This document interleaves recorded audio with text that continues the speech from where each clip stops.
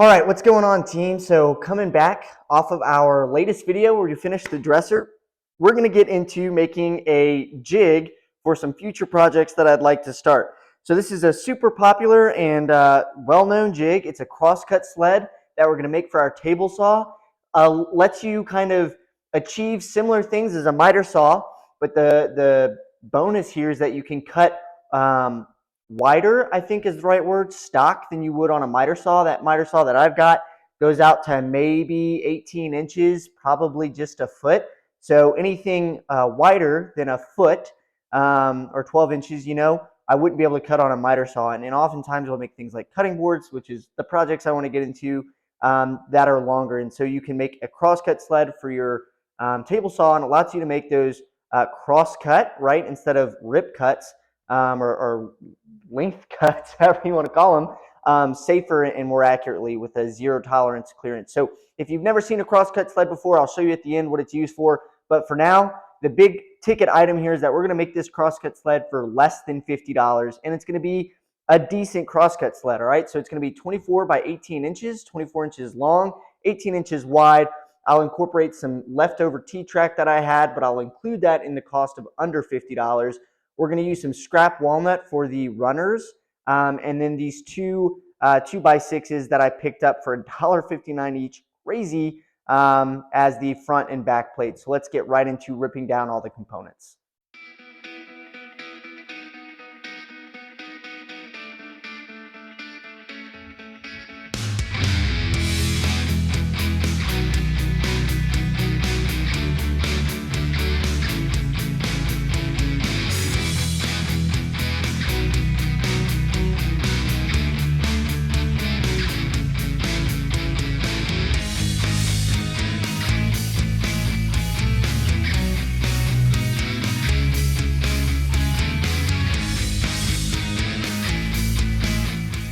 All right, if you've made it to this part of the build, right, making your runners out of whatever wood you choose, I think you've made it past the hardest part of this whole build project, because the runners are really what you want to get dead on right.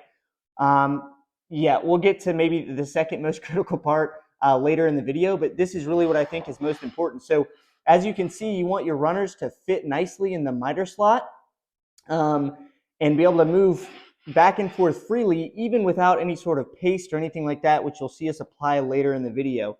And then I made mine just taller than the actual surface itself. I mean, like half of a 32nd of an inch, right? I mean, it's barely, you barely feel the seat when you go over it, but that way I can just mount directly to it, and it'll be a little bit easier for the sled to ride on. So this is what you want it to look like, back and forth freely, and zero slop left and right, right? This is what would not look right, and I'm just using the offcut of my hardwood, right? So this is not right. You don't want there to be any slop left or right in your runner, especially both runners. I think you might be able to get away with it if it was just one, but with both you don't, because the whole point of this is to be zero tolerance so that that blade is dead on 90 every time. And if you've got some left or right play, the jig will slide around. So you don't want that. So I'm just going to go ahead and get rid of that so I don't accidentally use it. And I think that's what I've got for the runner. So we're going to go ahead and cut all of the other pieces down and mill them down to size. Hey, I just want to add in real quick, because the DeWalt table saw, and I don't know about any other table saw, so I'm only speaking for DeWalt here, the miter slots are actually a little bit irregular, in the sense that they are not kind of a common size that all other table saws use. And if I'm like speaking incorrectly, someone please correct me, but I've seen that somewhere before, and I believe it. So just so you know, these are 11/16 wide and 7/16 tall. And like I said, 7/16 tall just gives you right above the tabletop. But that width, I think, is the irregular portion, is the 11/16. So if you're going to cut a piece of wood, that's the measurement you want to use to get it right dialed in there.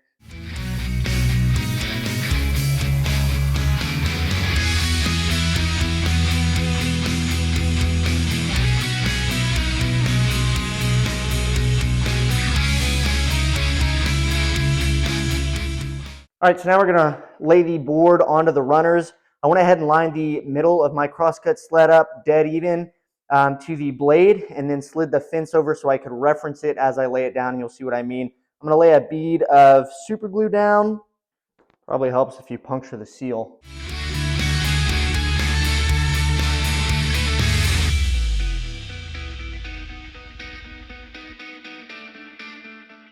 All right, so next we're going to take some number 6 screws that are going to be deep enough to bite. So these are good, 5/8.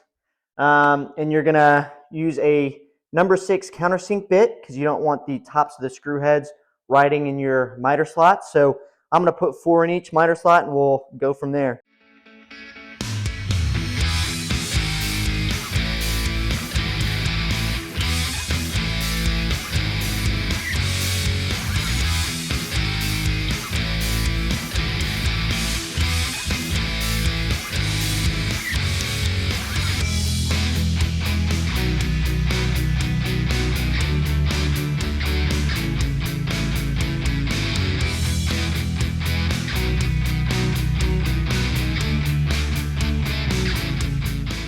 All right, well, I've never actually used the countersink bit before, so that was pretty cool. Things work super effective. If you get a little bit of glue squeeze out, if you're like super high speed unlike me and use CA glue, this won't be an issue for you, but I don't have any CA glue, so I'm just using super glue. So you might get some glue squeeze out when you put the boards in there, or the screws in there, sorry, into the board. Just take a chisel and scrape off the excess glue. It's no big deal. Okay, and this is the end result that you want. Free movement along your table saw. So yeah, let's go ahead with the front and back pieces.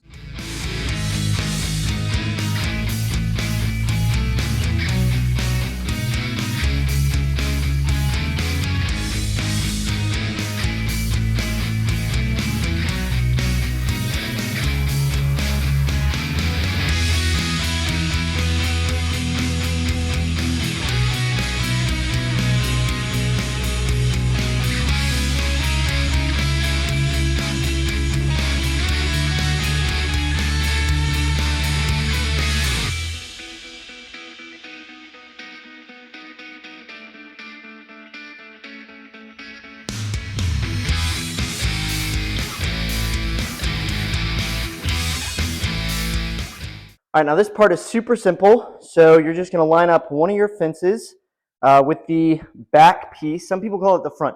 It's the piece that rests against, that is farthest away from you when you're cutting. And you'll see what I mean when I flip it up onto the table saw here. So you're just going to align this however you want. You just want to make sure it looks nice with the back panel here. I don't even know what I'm doing because I got to put glue, obviously. Run your bead of glue first. We'll do it on, well, no, we'll do it on the piece. So don't need to be a real thick joint. You just want it to have something to join to. We're going to put screws. So you're going to line it up real nice. There you go. Good enough.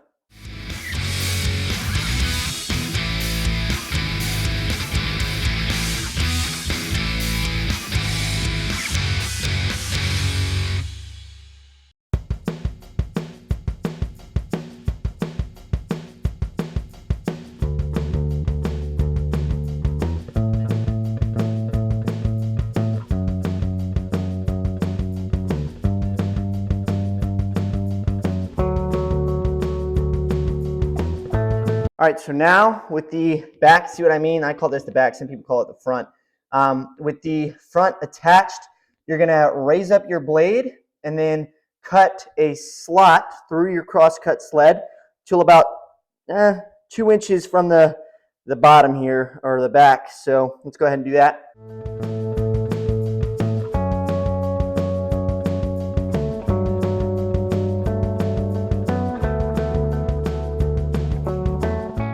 All right, so you almost saw me make a pretty critical error there before I started pushing through the cross-cut sled through, but luckily I realized that you can't have your riving knife attached. That's how cross-cut sleds work.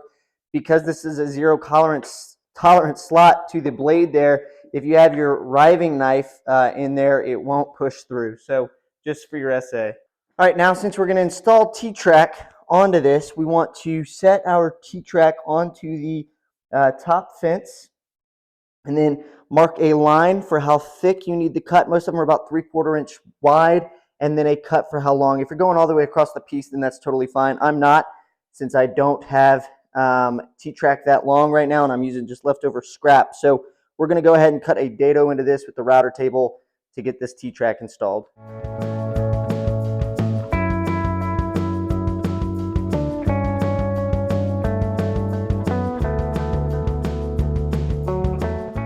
All right, so now that we've got our T-track slot routed out, and I actually went ahead and just went through the whole thing, and in case I ever want to add a full-size bar of T-track, and I'll use some other scrap that I had as well. So we're just going to drill out, and we don't need a countersink, so just drill out the holes.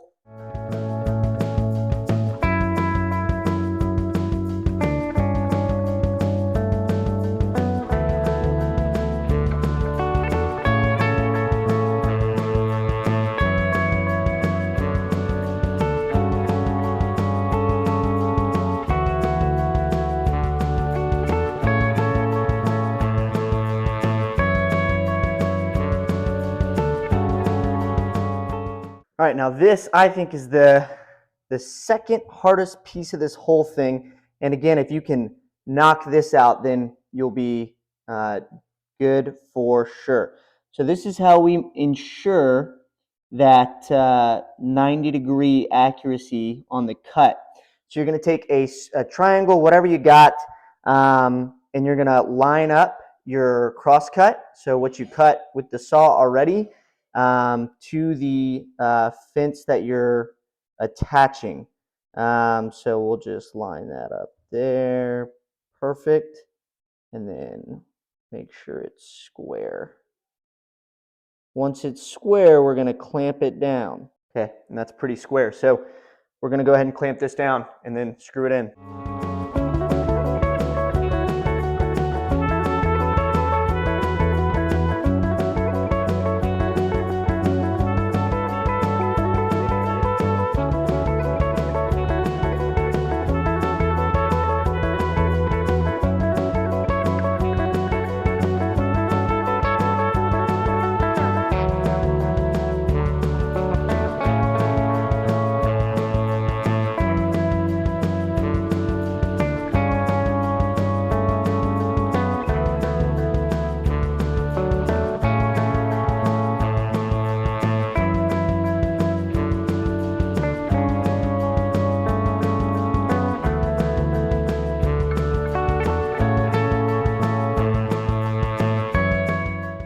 All right, so it's done and put together.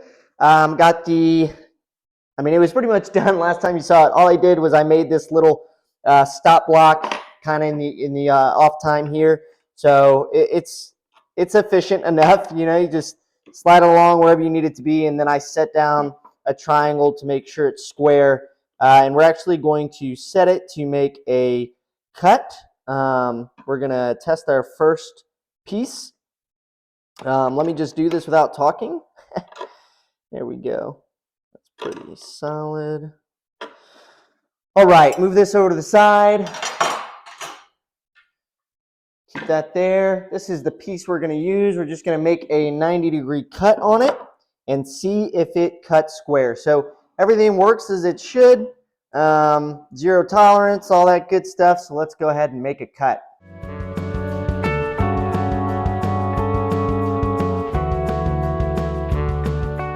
All right, so if that worked as it was supposed to, there should be a 90-degree here. So we'll just take our square, put it up, and that's a good 90 degrees right there.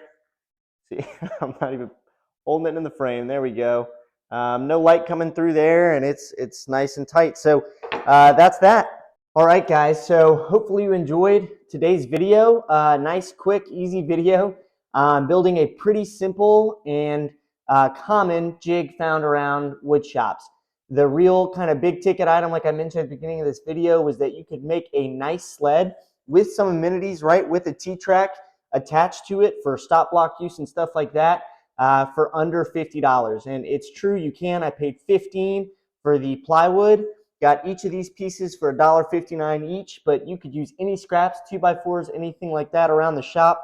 And then the T-Track, you can buy a 24-inch strip, 2 of them, for $18. So really, it's a cheap option. It's a great, useful jig when your miter saw reaches its limitations, or when you're moving into other things like I am with the cutting boards. And then I wanted to make this stop block so that you guys could see you don't always have to buy the T-Track accessories. Those can be pretty pricey.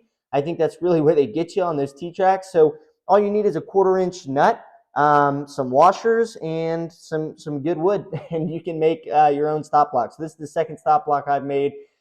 There's only one other thing I want to show you about this cross cut sled that I did. All right, so it's right here on the back. I placed a piece of frog tape.